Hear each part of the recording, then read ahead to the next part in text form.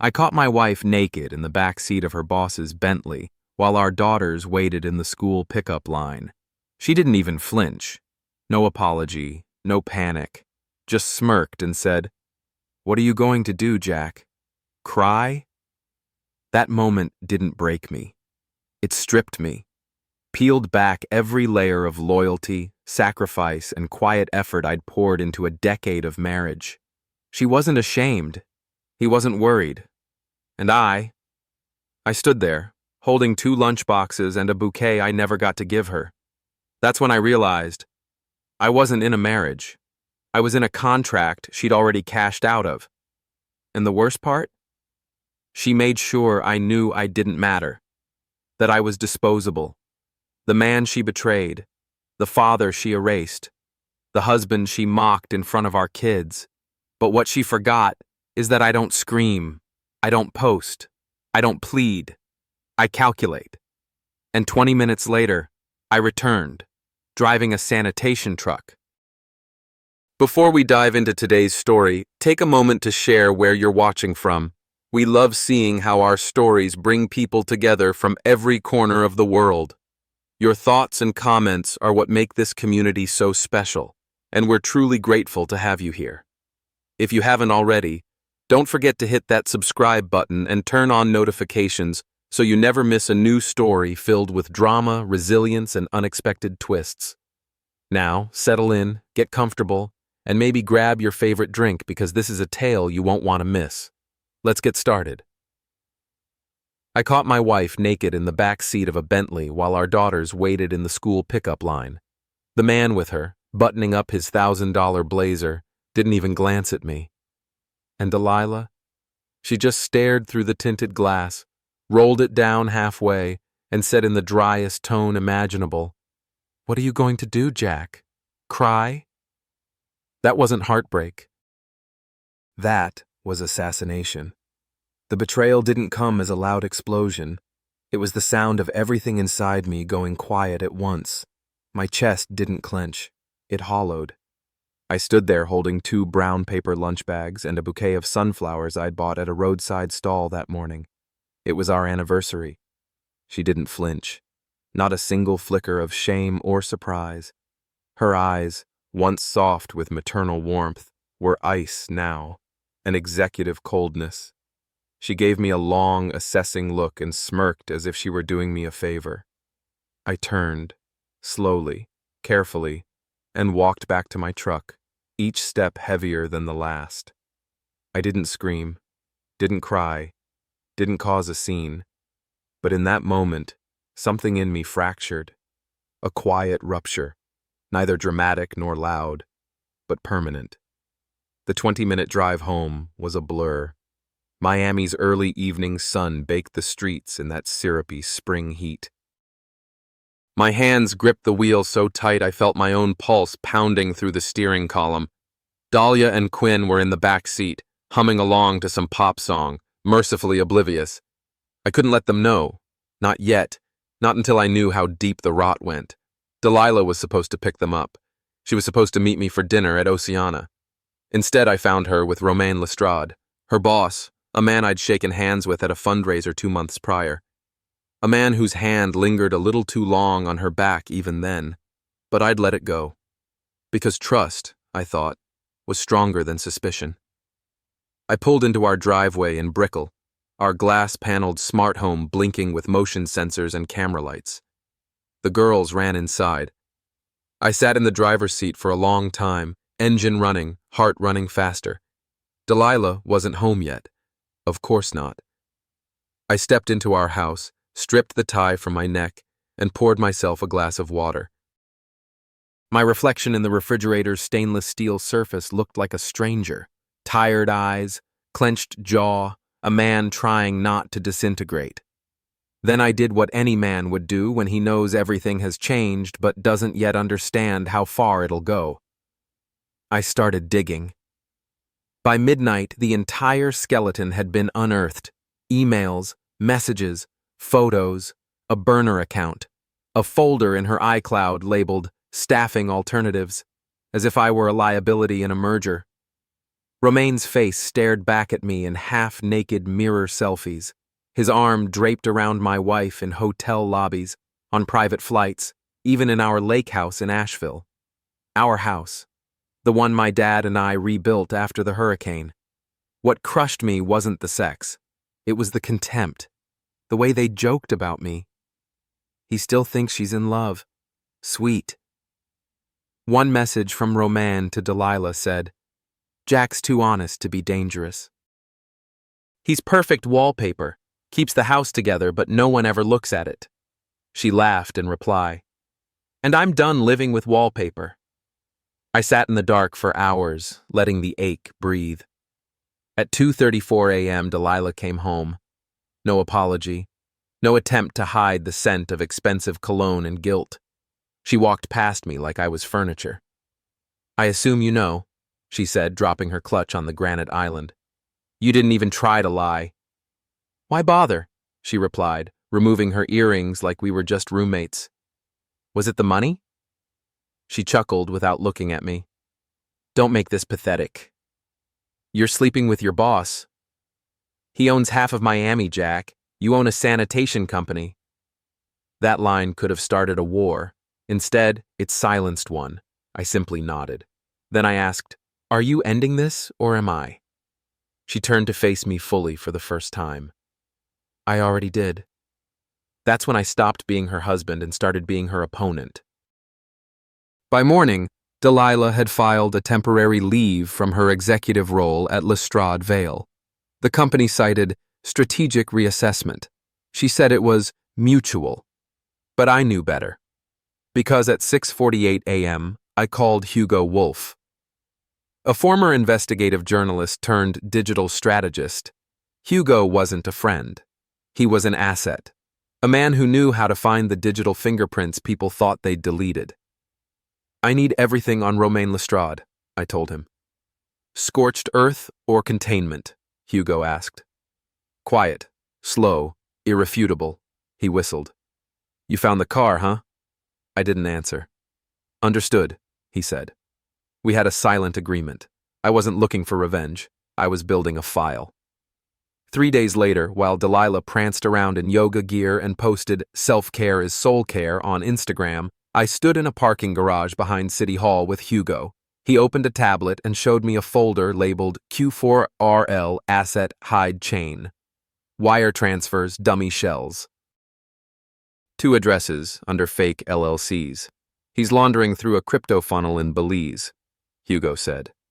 Also, insurance fraud. His office fleet is registered under an employee who died 3 years ago. Is it enough? To sink him, if you know where to apply pressure. I nodded once. And Delilah? Hugo hesitated. She's a co-signer on 2 shell trusts. Probably doesn't know they're illegal. But if I hand this over, she goes down with him. I didn't sleep that night. I sat on the balcony staring out over Miami's skyline, a city built on facade, glass towers hiding rot beneath, just like my marriage. And that's when I remembered the septic truck. 3 years ago, during hurricane cleanup, I volunteered with the city to help flush out contaminated drainage. Romain's fleet blocked my route and refused access. Delilah had mocked me for it.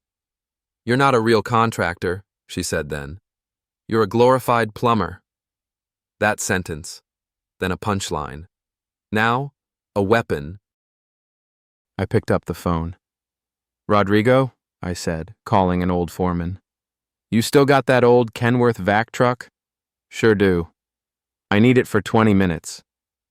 Romain Lestrade's black Bentley sat on the curb outside his office, a pristine symbol of wealth and arrogance. I pulled the sanitation truck into the street slowly. It was unmarked, beat up, industrial. No one looked twice. I parked alongside the Bentley, unlatched the pressure hose, and walked it like a fireman approaching a blaze. Then, I smashed the back window with a crowbar. A moment later, that luxury leather interior was flooding with liquefied human waste. The hose whined, the tank hissed, the stench clawed out into the air like vengeance unbottled. People screamed. Security guards shouted. I said nothing. 20 seconds, maybe 30. Then I walked away, got back in the truck, and drove. That night, I didn't go home. I sat by the water near Coconut Grove and watched as videos exploded online. Wasteful revenge in Brickell. Luxury car filled with sewage in broad daylight. It was already viral. Delilah called me 12 times. I didn't answer. She texted, "What the hell did you do?" I didn't respond. She sent another, "You just ruined everything." She had no idea. This wasn't the climax. This was the first flush. And I wasn't even close to done. The night after the sanitation truck incident, the silence in my house was deafening. Not the comfortable kind of quiet, but the sort that weighs on your chest and forces you to sit with what's left of your former life. The girls were asleep, thank God. But Delilah paced in our bedroom like a feral animal, rehearsing a monologue that didn't move me anymore. "You think you won something today?" she hissed. "You embarrassed us both. Do you even know what that did to my career?" She stood there in silk pajamas that still reeked of Romaine's cologne, oblivious to her own hypocrisy. "What I did," I said, keeping my tone neutral, "was very specific, controlled, temporary. Oh, don't act like you're suddenly some damn mastermind. You flooded a car with shit, Jack. That's not control, that's insane. It was the first flush." She flinched. That scared her more than yelling ever would. I walked out of the room and slept in the guest room. Not because I was avoiding her, because I needed distance to think clearly. Clarity is power. And I wasn't interested in vengeance. I was building a case. 2 weeks passed, and Delilah continued to act like the queen of optics. Publicly, she smiled. Privately, she seethed. At PTA meetings, she wore her polished armor, waving at the other moms with that well-practiced warmth. She still drove a luxury SUV, just not the one Romain used to pick her up in. That one was long gone, towed, dumped, erased from the narrative. But in the boardrooms of Lestrade Vale, whispers had started. The video had gone viral, and though no one named names, Miami's elite knew how to read between the lines. No amount of luxury branding could mask the stench of scandal. Delilah's promotion was quietly postponed, then rescinded. Romain, for the first time in his career, took a sudden hiatus for health reasons. The media said he was in Switzerland. Hugo confirmed he was holed up in a waterfront villa in Fort Lauderdale, avoiding subpoenas. My plan was working, but I needed leverage that couldn't be denied or spun. That's when Hugo called. "Jack, you need to come see this." I met him in a warehouse he used as a digital war room, walls lined with screens, corkboards, red string, and more encrypted backups than the NSA. He was standing next to a whiteboard labeled Vault Chain, Q4. He clicked a remote, pulling up a financial trail. "Romain is moving assets, fast. He knows a storm is coming." "Where to?" "Through a network of fake shell companies. Belize, Cayman, and one under Delilah's name in Nevada." I looked at the screen. My wife's digital signature stared back at me, underneath a trust labeled Dawn Horizon Holdings. "She's a co-signer?" I asked. "She's not just a co-signer, Jack. She's the listed beneficiary." My stomach twisted. "She told me we were broke." "That's because she moved your money into a blind trust, filed it under a strategic reallocation of marital assets, and signed for both of you using power of attorney from a business document you signed 2 years ago." I leaned back against the steel table, breathless. "She didn't just cheat on me," I said. "She robbed me." Hugo nodded. "And it's legal, unless we prove intent and collusion." "How?" "We build a file." I spent the next 10 nights combing through contracts, digital trails, archived emails, and surveillance footage Hugo had pulled from phone backups. The deeper I dug, the more surgical the betrayal became. Romain wasn't just a predator. He was a technician. He used affection like a crowbar, prying Delilah open until she gave him access to everything. Passwords, signatures, influence. She helped him launder money through real estate flips under her name. It was an empire built on lies, and I had the blueprints. And then I found the letter, buried in a draft folder in Delilah's private email, never sent. Dear Jack, I know you think I'm still the woman you married, but I'm not. I haven't been for a long time. Romain sees me. He believes in me. He doesn't treat me like someone who peaked when she became a mom. I'm done shrinking myself to fit into your small life. I'm choosing mine. You'll be fine. You always were. Delilah. She didn't even have the courage to send it. I printed it, highlighted every line. This wasn't just betrayal. It was premeditated dismemberment of a marriage. A woman dismantling her husband's dignity with the precision of a hostile takeover. I handed the letter to Quentin Voss. Quentin was a shark in a tailored suit. No theatrics, just results.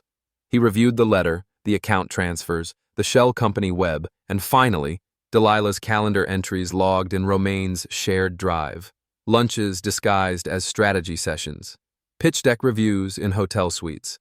A weekend-marked self-care retreat that matched timestamps on villa security cams. He looked up. This is enough to void her power of attorney, enough to argue misappropriation of marital funds, and enough to freeze her accounts pending investigation. And the kids? I asked. That depends on how we play it. You want to win fast or win forever? Forever. Then we don't start with court. We start with exposure. That Sunday, at a charity brunch hosted by Lestrade Vale, Delilah took the stage in a white blazer, talking about female leadership and transparency in business. Dahlia and Quinn sat at the front, bored and fidgeting. I stood in the back with Hugo, watching from behind a tinted sponsor banner. When she finished her speech, polite applause followed. Then a large screen behind her flickered, and a single slide appeared. Dawn Horizon Holdings, hidden ownership, misused trusts, married beneficiaries. The crowd fell silent. Delilah turned slowly, color draining from her face. No names were spoken. But Miami's elite understood the language of exposure. Whispers turned into ripples. By nightfall, 2 board members called for an internal audit. Romain issued a press statement through a lawyer, disavowing all executive improprieties. Delilah came home, hollow-eyed. You just ruined my life, she said. I looked at her calmly. No, you did that when you traded integrity for leverage. You set me up. No, I said. I just let your truth speak louder than your mask. That week, I moved into a condo 2 blocks from the girls' school. I decorated their rooms first. Pink walls, new lamps. A framed picture of us at the beach before everything shattered. Delilah tried damage control. She posted carefully worded captions about starting anew, pretended Romain had manipulated her, and cried on a podcast about betrayal. It was almost convincing, until the leak. A voicemail Hugo recovered from a hidden audio log during one of their private meetings. Romain, furious, saying, You think you're clean? I used you like a front. You were convenient, Delilah. Pretty enough to play executive, dumb enough to sign. If this goes down, I'm not going down alone. Quentin released it anonymously through a burner blog. Within an hour, #Delilah. Exposed was trending. She deleted all her social accounts the next day. The next time I saw her, we were in mediation. Her lawyer wore a $1,000 grin. She looked tired, shrunken. Romain had withdrawn all financial backing. Her assets were frozen. The woman who once sat like a queen now clutched a designer purse like a lifeline. Quentin slid a folder across the table. The deep file. He didn't speak. Just let her attorney open it. Documents, screenshots, audio files, financial charts, the draft letter. Delilah stared down at the pages like they were knives, and then something in her cracked. "I didn't mean to lose them," she whispered, almost to herself. "I just wanted more."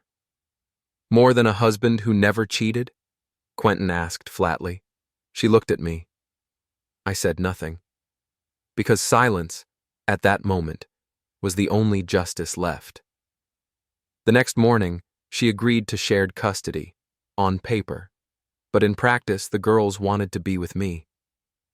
"Mom cries a lot now," Dahlia told me. "She says she's sorry, but she seems mad too." "She's just confused," I replied, pulling her into a hug. "But you're not," she said. "You seem calm." "I am." And I meant it, because I knew the worst was over.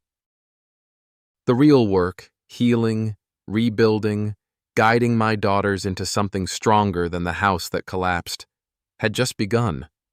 But Delilah was now the one standing on the sidewalk with nothing in her hands. That night, I poured a bourbon, opened my laptop, and read her unsent letter again. But this time, I wasn't angry. I was free. I drafted a reply, not to send, but to close the loop. "Dear Delilah, you were right about one thing. I always was fine, just not with you. Thank you for proving what I needed to see. Jack." Then I closed the laptop and turned off the light. When Delilah walked into mediation again 2 weeks later, she was dressed like a woman trying to resurrect her image.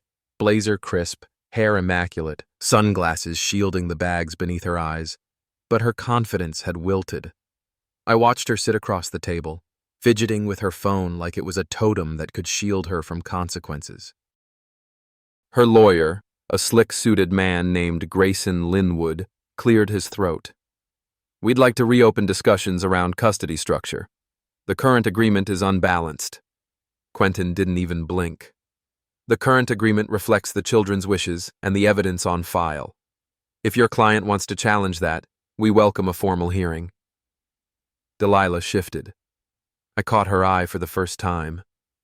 She looked away, not because she was ashamed, because she was calculating. "I want to see my girls more often," she said. "They need their mother." "They also need consistency," I replied evenly. "And they remember the night you left. They remember you packing in silence, ignoring their cries while you FaceTimed Roman." Grayson interrupted. "Mr. Wolf, this is personal conjecture." Quentin leaned forward. "It's documented in video. One of the children recorded it on her tablet." Delilah flinched. I didn't add that Dahlia cried herself to sleep that night while hugging a dress shirt of mine she'd found in the laundry. I didn't need to. The footage spoke volumes. That afternoon, Quentin and I sat in his downtown office going over next steps. The exposure had caused irreversible ripple effects. Delilah's name had been quietly scrubbed from several charity boards. Her consulting firm, once heavily endorsed by Lestrade Vale, had dropped her contract citing reputation liabilities. "She's flailing," Quentin said, "but dangerous.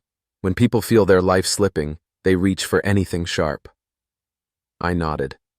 "She's going to pull the kids into this." "She'll try, especially Dahlia. She's old enough to sway a court." "What do we do?" Quentin folded his hands. "We get ahead of it. You're going to rebuild your image in the eyes of the court and the community. Publicly, softly, with the kids front and center." "And Delilah?" "We let her self-destruct." The more we bait her into false moves, the more the narrative turns. So I did exactly that. I rebuilt. I volunteered at the school's spring carnival, joined the PTA, took Quinn to her art club recitals, cheered for Dahlia's debate team. I stayed visible, but not loud. Present, but never performative. The teachers noticed. Other parents noticed. And most importantly, my daughters felt it. One day, Dahlia asked me during a walk home, "Dad, why do you still smile at Mom when she's so mean?" I paused. Because it's not about her. It's about you. I don't want you to carry our fight on your shoulders. She yells at me sometimes, she whispered, then says it's my fault if she cries. I stopped walking. My stomach sank. Does she say that often? Dahlia nodded. I crouched beside her. That's not your fault. Ever. You know that, right? She hesitated, then nodded slowly. That night, I made a new file. Labeled it Emotional Coercion, Custody Review. Meanwhile, Hugo was quietly feeding the media. Not tabloids, real journalists, ethical ones. He provided financial data, whistleblower style, with just enough distance from me to avoid blowback. Soon, Romain Lestrade's empire started buckling. A real estate expose. A shell company trail featured on a local financial watchdog blog. Anonymous tip-offs leading to an IRS probe. Romain tried to spin it all, but his health sabbatical quickly turned into a full-blown retreat. His name vanished from company letterheads. Delilah?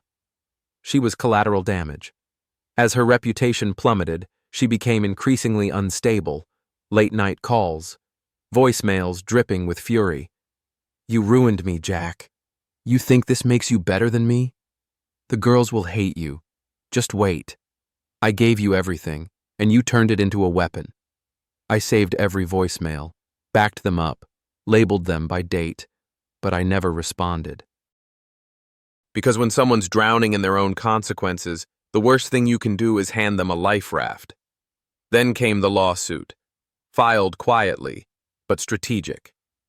Delilah sued for defamation, emotional distress, and financial sabotage.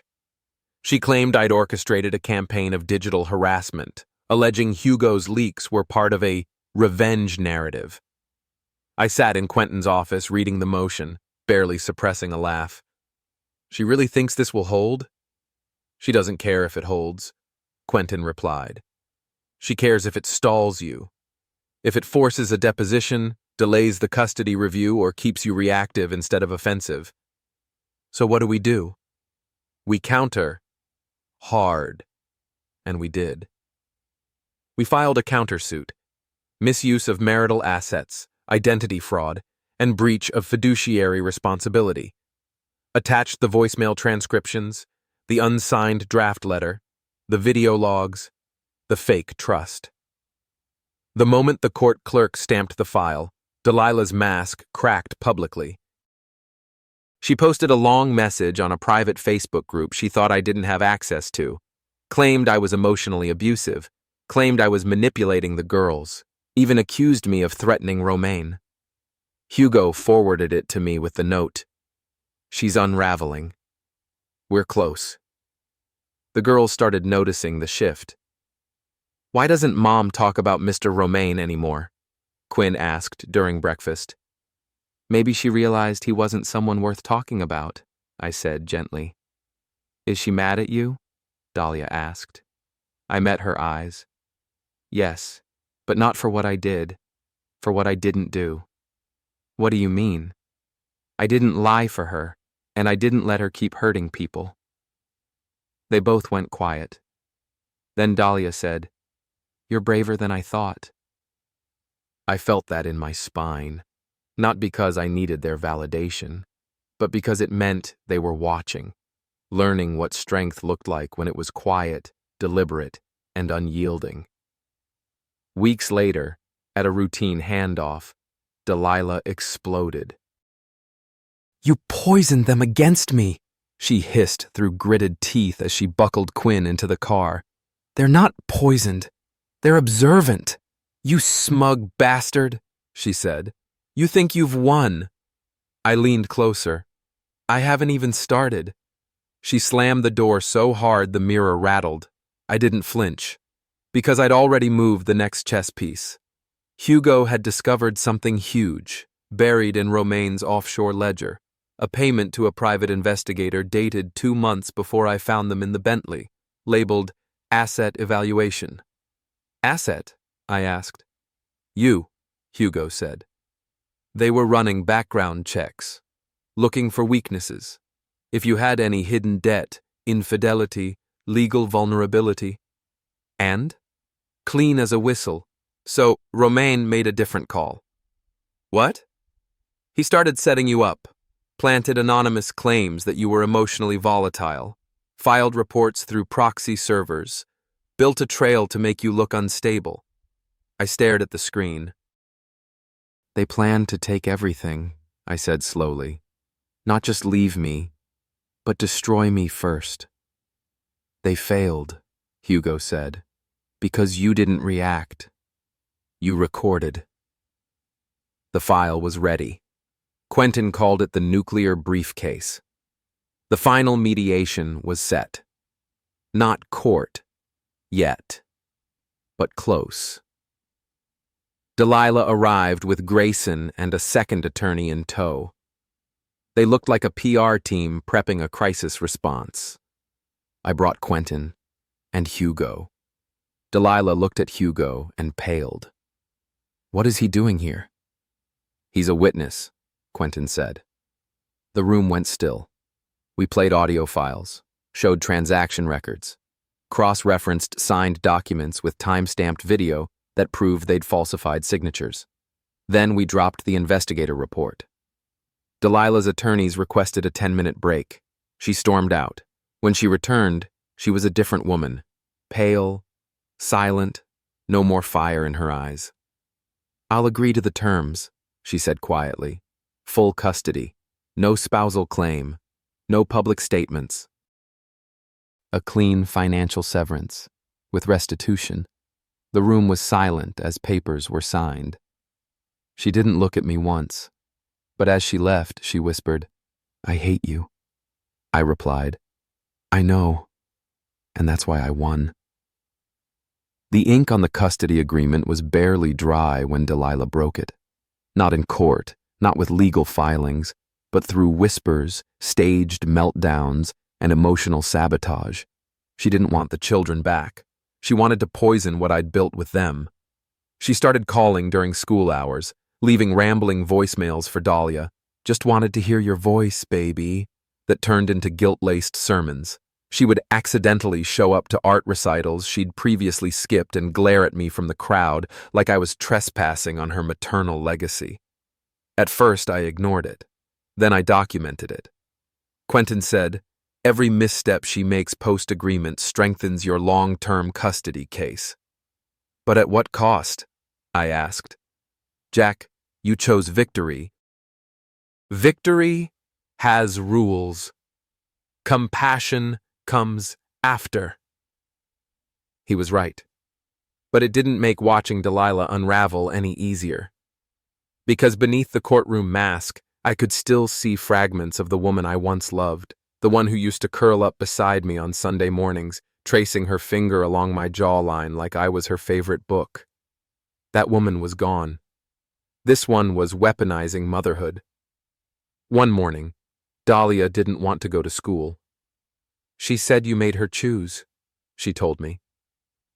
Who? Mom. She said I picked you, and that meant I abandoned her. I set down my coffee, calm, deliberate. That isn't true, I said. You didn't pick sides. You picked peace. She told me peace is just a lie we tell ourselves to avoid guilt. That struck deeper than I expected, because Delilah used to believe the opposite. She once told me, back when Quinn was still a toddler, that peace was the bravest thing a parent could offer their child. Now she was twisting that into shame. I sent the transcript to Quentin. He filed it under verbal manipulation, custodial interference. The next escalation came through a man named Victor Penrose. He was a family therapist Delilah hired to reassess the emotional well-being of the children and insisted I participate in joint sessions. It was a power move disguised as concern. Quentin smelled it from a mile away. She's building a future argument that the kids are being emotionally restricted. If you decline the sessions, she frames you as resistant. If you attend and it's manipulated, she uses the reports. So what do? You go, you show up, and you let Hugo plant eyes in the room. I blinked. You want to wire me? Victor's clinic has been investigated twice for backdoor recording leaks. This isn't therapy, it's reconnaissance. Time to return the favor. The office was in Coral Gables, glass walls, soft lighting, an air diffuser pumping eucalyptus into the hall like that could cleanse anything Delilah brought in. She was already seated when I arrived, legs crossed, hair pinned back, wearing all white like some reborn victim. Victor welcomed me with a handshake and led us into a room with 2 armchairs and a low circular table. Hugo's wire was stitched beneath my collar. For the first 20 minutes, Delilah played the role flawlessly. I just want a balanced co-parenting structure, she said, voice dripping with diplomacy. Jack has a way of isolating the girls emotionally. He doesn't raise his voice, but he builds walls. I kept my expression neutral. Victor turned to me. How do you respond to that, Jack? I listen to my daughters, I said. I give them room to breathe. If that's a wall, then maybe her idea of parenting is a cage. Delilah's nostrils flared. Victor cleared his throat. Let's focus on communication strategies. Delilah leaned forward. He manipulates silence. It's his favorite weapon. He makes me feel like I'm losing them, and then acts like he had nothing to do with it. You walked out, I said. Because you pushed me out, she snapped. With your passivity, your coldness. You act like you're noble, but you're a master at erasing people. Victor tried to steer the session back to neutral ground, but the damage was done. She had shown her hand, and the audio captured it all. That night, I sat with Dahlia in the condo living room, helping her build a model of the solar system. Quinn was asleep. Dahlia looked up mid-paint stroke and asked, Dad, what happens if Mom gets worse? Worse how? She gets scarier. Not with yelling, but sadder, more desperate. I didn't respond right away, because I'd seen it too. The desperation. It was no longer just about control. It was about identity loss. Delilah had defined herself by status, appearance, alliances. Now that those were gone, she was gasping for relevance. She's still your mom, I said finally, but it's not your job to fix her. Whose job is it? Her own. She nodded, quietly, then went back to painting Saturn's rings. The next twist came in the form of a subpoena. Delilah had filed for an emergency reassessment of the custody agreement based on new evidence of paternal emotional instability.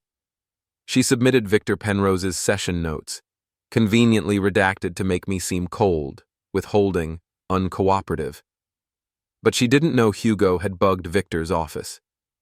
We had the full recording, the original, unedited audio where I stayed calm while she unraveled. Quentin submitted a motion to dismiss the reassessment and simultaneously filed a complaint against Victor for ethical misconduct. Within 48 hours, Victor's license was suspended pending investigation. Delilah's second legal strike had not only failed, it had backfired, but she wasn't done, because desperation breeds recklessness. One morning, as I pulled up to the girls' school for drop-off, I noticed a man in a charcoal SUV parked just beyond the fence. He wasn't a parent. I'd memorized most of their faces by now. He looked away when I caught his eye. Later that day, Hugo confirmed the vehicle belonged to a former private investigator known for collecting emotional evidence for custody cases. Delilah was trying to build a new narrative that I was overly protective, possibly paranoid, maybe even unfit. She didn't realize Hugo had installed dashcam footage that caught the tail.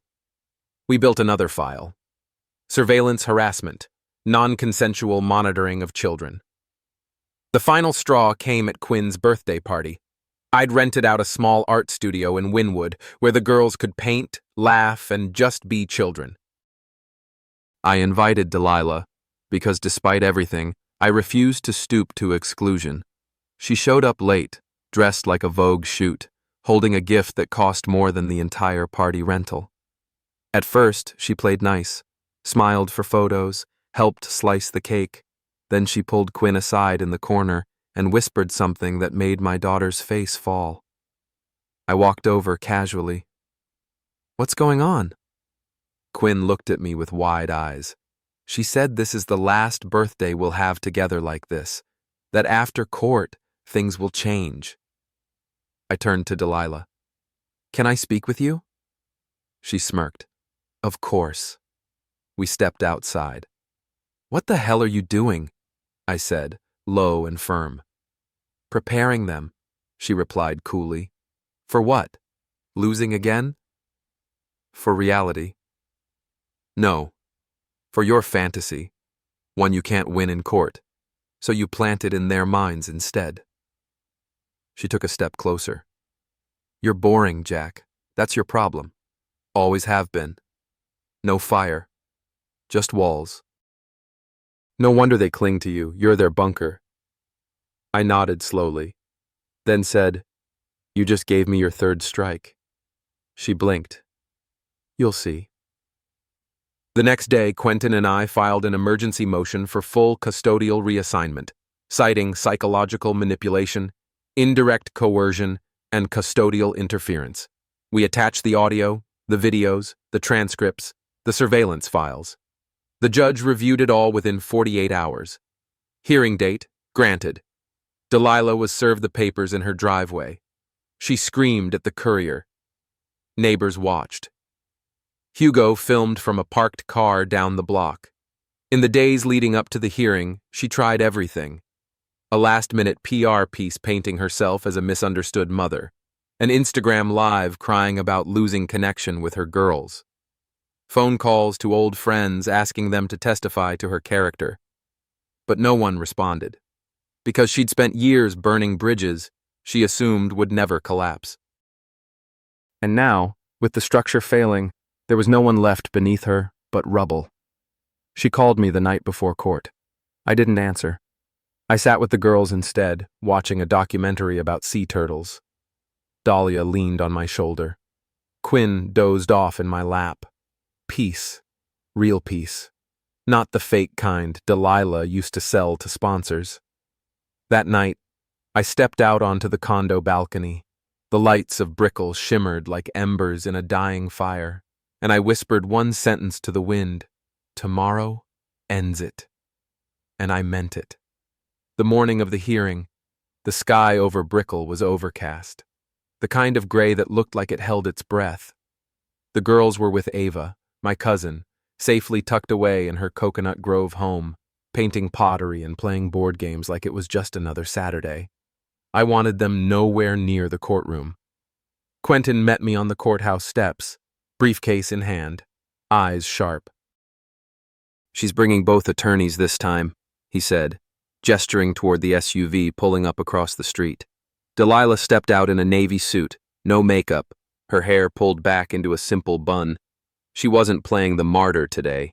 She was playing the professional, cold, rational, concerned.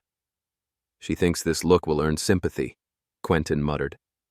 "She's wrong," I said. Inside, the courtroom was quiet. The air conditioning hummed above us, masking the tension. Delilah's lawyers unpacked thick binders. I saw her glance at me once, her expression unreadable, but her fingers trembled as she uncapped a pen.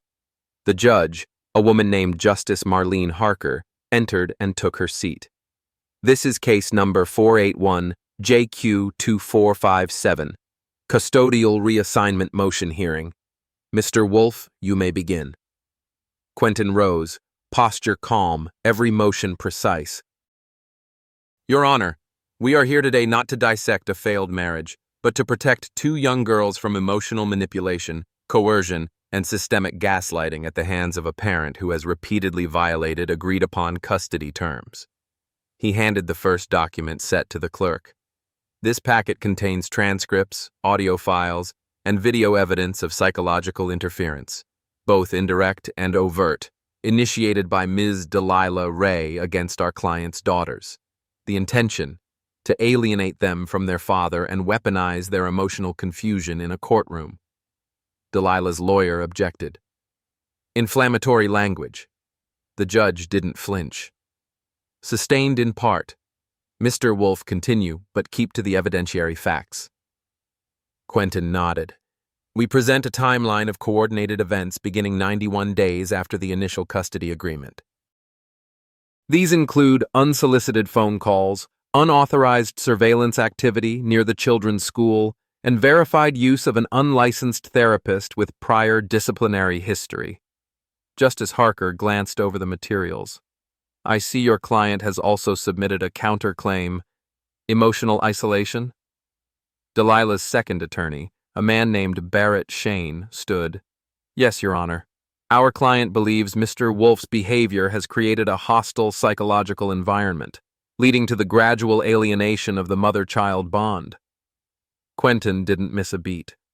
The only hostility Mr. Wolf has maintained is consistent, quiet presence, one that's become inconvenient for a woman more invested in performance than parenting. The judge held up a hand. Enough. We'll review the exhibits in full. Begin playback of Audio Exhibit 4A. The courtroom speakers crackled to life. Delilah's voice filled the room. Her tone was sharp, bitter. You picked him, Dahlia. Just admit it. You're like him. Cold, silent, impossible. Maybe when he drops you like he did me, you'll finally see it.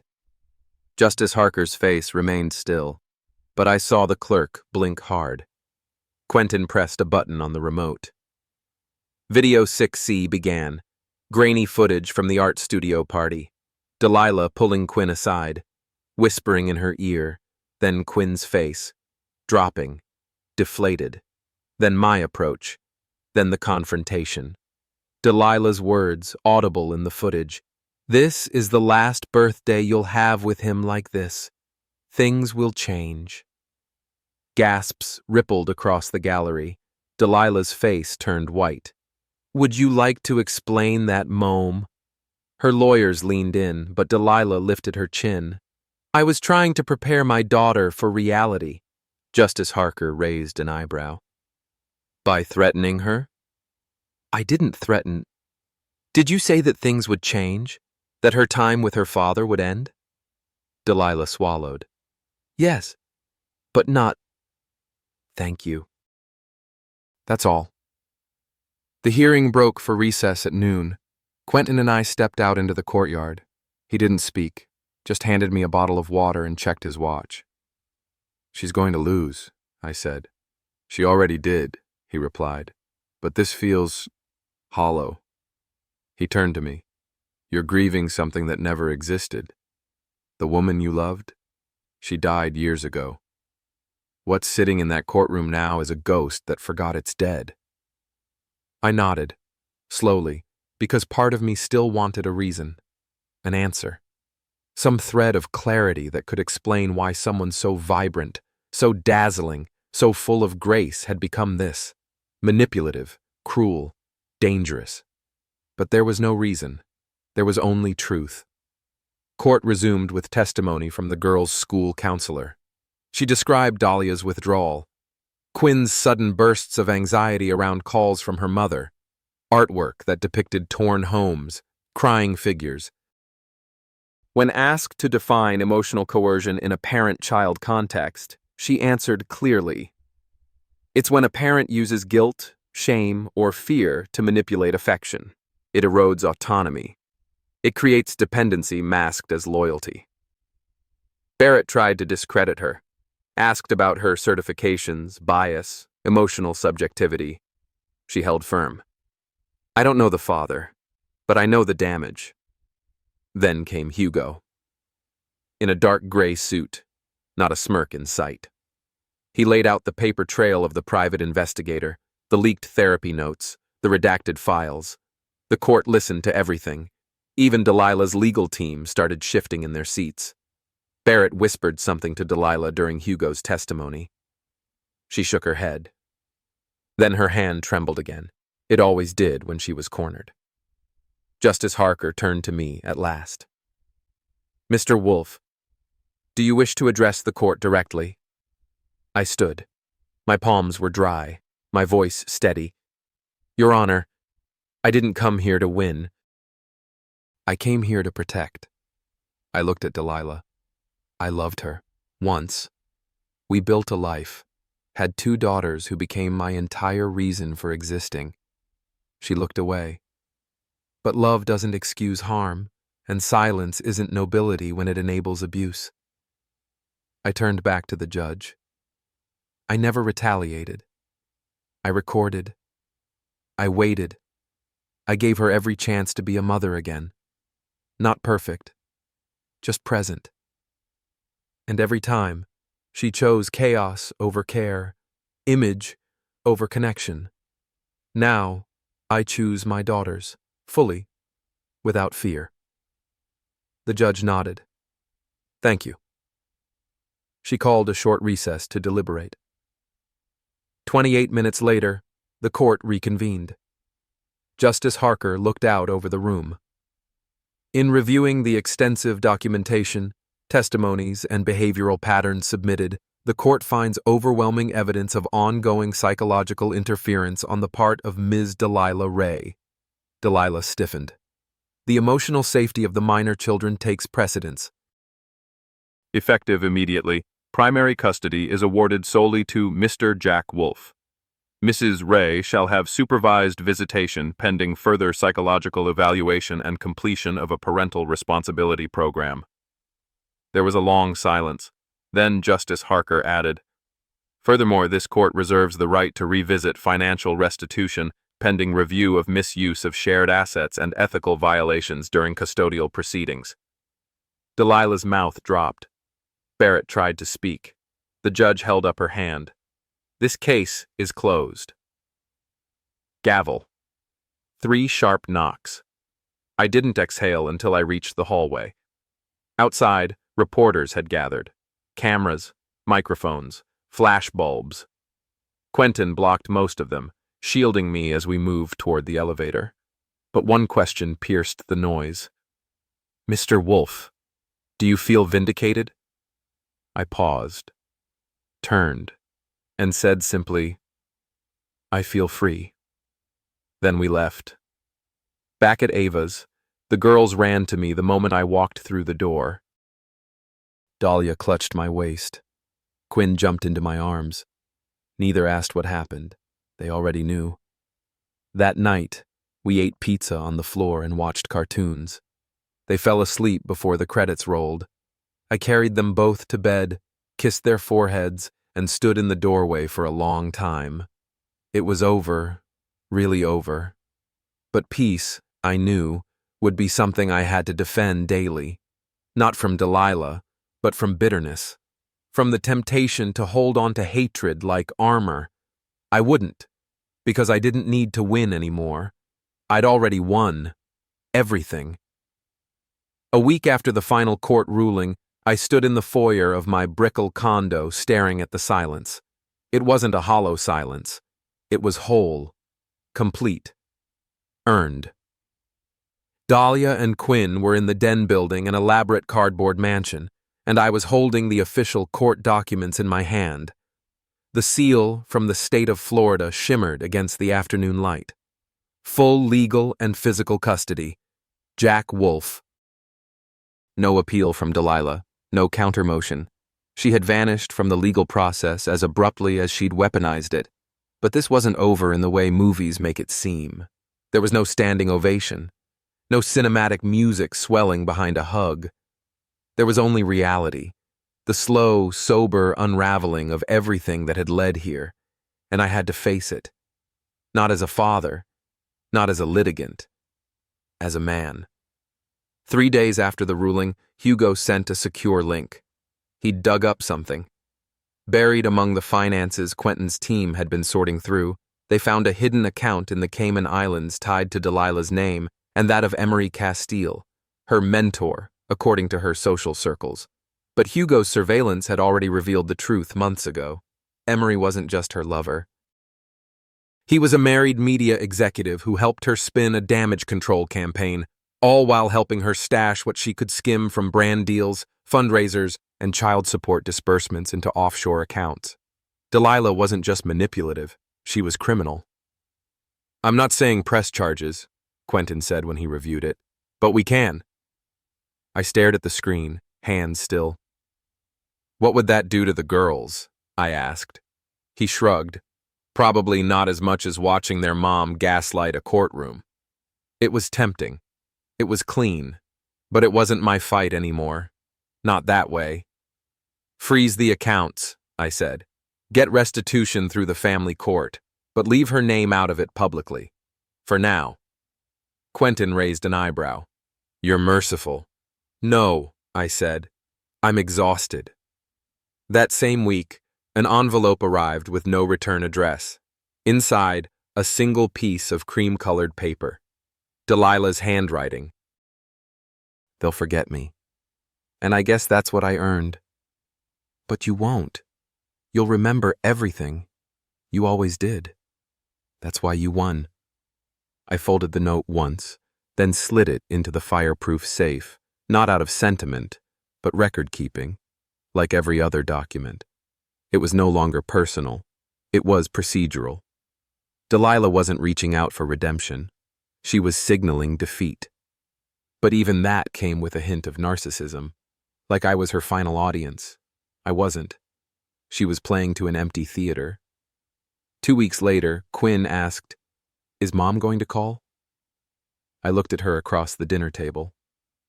If she does, you don't have to answer. Can I? Yes. Will you be mad? No. She nodded slowly. She was really pretty at my party, Quinn said. I forced a smile. She's always been beautiful. But sad. I think she's lonely. She probably is. And sometimes I still love her. I reached across and took her hand. That's okay. Because it was. Because my victory wasn't in making them hate their mother. It was in making sure they could love her safely, from a distance, with boundaries, and without confusion. That was the difference. Delilah's image began to fade from the public eye. The influencer circles moved on. Brands pulled out quietly. Emery was exposed through an anonymous tip to a gossip columnist, one I didn't send, though I had theories. Rumors swirled. But the real damage came from inside. Screenshots of her conversations with smaller creators leaked. The manipulation, the backdoor bartering, the backstabbing. One former assistant wrote a blog post that went viral. She was the most charismatic abuser I've ever worked for. Within 6 months, her accounts were dormant. The last photo she posted was of a beach in Tulum. Caption: Rebirth sometimes looks like ruin. No comments, no likes, just digital silence. But the true resolution wasn't hers. It was mine. It came slowly. In the form of daily lunches packed with jokes drawn on napkins, in the way Quinn called me Dad twice when she was excited, in the phone calls from Dahlia when I worked late. Do we wait for you to eat, or should we start? In bedtime stories, in undone ponytails, in art projects, in math homework, in regular, boring, miraculous life, the kind I once feared would be collateral damage in Delilah's war. But now, preserved, intact. Hours. One night, I heard music drifting from Dahlia's room. I walked in and found her dancing, awkwardly, beautifully, like no one was watching. She smiled and pulled me into the room. Dance with me, Dad. I hesitated. Come on, just one song. So I did. And for 2 minutes, I wasn't the man who'd survived betrayal, humiliation, courtroom warfare, or emotional sabotage. I was just a dad dancing in socks, off rhythm, heart full. And that was enough. More than enough. It's been 11 months since the custody ruling, and life has found its rhythm again. Not the rhythm of the old days, back when I measured time in Delilah's moods or the ticking clock of survival, but something steadier, something real, something that belongs to me. Every morning starts the same now. I brew 2 cups of coffee, One for me, one for Ava if she's stopping by, and pack lunches for Quinn and Dahlia. Their tastes have changed. Quinn wants sliced pears instead of apples. Dahlia is obsessed with pesto. I keep up. On Wednesdays, we bake. On Sundays, we go to the bookstore. On school nights, we wrestle over homework, and every Friday evening ends with a Wolf family movie night, complete with mismatched pajamas and popcorn on the carpet. It's boring, wonderful, unremarkable, sacred. And for the first time in years, I don't feel like a man waiting for something awful to happen. I feel like a man building something steady. Something worth protecting, not out of fear, but out of love. I don't see Delilah anymore, not in person. Her visitation rights remain supervised, though she hasn't used them once. She checks in occasionally, through her attorney, a brief message or two filtered through Quentin. She's moved to Los Angeles, apparently, trying to rebrand, new identity, new projects. None of it matters anymore. Because for all the influence she once had, for all the power she thought she held, Delilah Ray became the one thing she never wanted to be. Forgettable. Not to our daughters. No. Children don't forget. But to the industry. To the image-obsessed world she built herself into. And then abandoned the second it didn't adore her back. Her face no longer shows up in my feed. Her name hasn't been mentioned in headlines in nearly a year. The silence is poetic, the kind that doesn't scream vengeance. It just echoes truth. Last week, Quinn brought home a school project titled My Hero. She chose me. The page was filled with crooked hearts and her handwriting, which still switches between cursive and block letters. My dad listens. He never yells. He helps me with math. He tells me I'm safe. He makes pizza with too much cheese, but I like it anyway. He stayed. That last part sat with me long after I tucked her in. He stayed. It wasn't glamorous. It wasn't viral. It was quiet and deliberate and full of choice. But in this house, it was enough to be a hero. People sometimes ask what I would have done differently, if I regret not going scorched earth, if I wish I'd dragged Delilah through the press, taken down Emery harder, exposed every ugly secret. And part of me remembers the sanitation truck, the hose, the way human waste flooded the interior of Emery's luxury SUV like a purging of everything fake, polished, and poisoned. But what I remember more is the way it felt when I turned the key to our front door weeks later and heard laughter, genuine, from the girls, echoing through our home. Justice isn't always spectacle. Sometimes it's persistence. I never remarried. Haven't dated seriously either. Not because I'm bitter. Not because I'm broken. Because I'm present. And this version of my life, this new chapter, isn't about rebuilding a fantasy. It's about nurturing what's real. My daughters, my peace, my integrity. And when people say, "You deserve happiness," I smile and tell them, I have it. It doesn't look like what it used to. It's not tied to someone else's validation. It's not staged or edited or wrapped in social media filters. It looks like Quinn asking for a second bedtime story. It sounds like Dahlia humming while doing her homework. It feels like a warm kitchen, a full fridge, and no secrets hiding under the floorboards. It's simple, but it's mine. On the 1-year anniversary of the final court ruling, I drove the girls to the marina just before sunset. We brought sandwiches and blankets, watched boats drift along the water as the sky turned gold and then indigo. Dahlia leaned into me. "Can we do this every year?" she asked. "We can do this every week if you want." Quinn grinned. "Let's make it our thing." So we did. And as we sat there, wind in our hair, feet swinging over the edge of the dock, I thought about everything we lost and everything we gained, about how grief isn't always loud. Sometimes it's a shadow that walks beside you. But so is grace. So is joy. So is peace. And in the end, that's the kind of victory I fought for. Not revenge, not status, not the last word, but legacy, presence. The quiet, unstoppable truth of a father who never gave up. In life, betrayal often doesn't come with warning signs or fireworks. It arrives quietly, wearing the face you trusted most. But what defines us isn't the pain we endure, it's the way we rise after it. Healing doesn't always roar. Sometimes it's found in the stillness, through unglamorous choices made in silence, through presence when it would be easier to disappear. This story was never about revenge, it was about restoration. The quiet rebuilding of a life that was torn apart, not through retaliation, but through resilience. Sometimes the greatest act of power isn't shouting back, it's choosing peace, choosing to stay, choosing to show up every day when it would be easier to give up.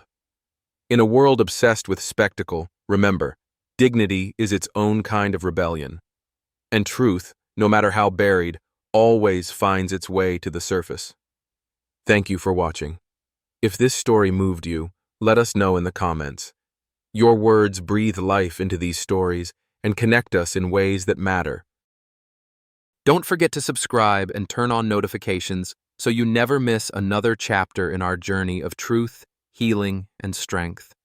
Until next time, take care and stay grounded.